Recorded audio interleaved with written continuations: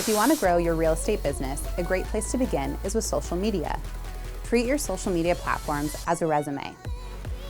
54% of social media users consider themselves social media researchers. They want to explore your social media platforms before viewing your website to see if they connect with you and your brand. Make sure your social media accounts maintain a balance between your personality and your knowledge about the real estate industry. You want your followers and potential clients to be able to relate to you. Remember to be your own influencer. No one can promote your brand better than you. Social media has the greatest impact when you post effectively.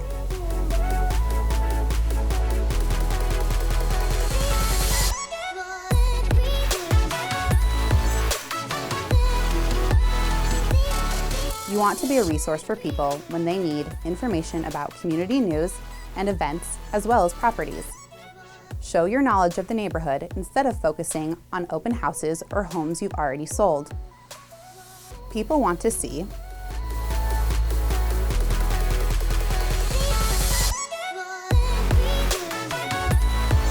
social media is an important aspect of real estate marketing. It provides an opportunity to connect with new audiences while promoting your brand. What would a potential homebuyer see if they were scrolling through your feed right now?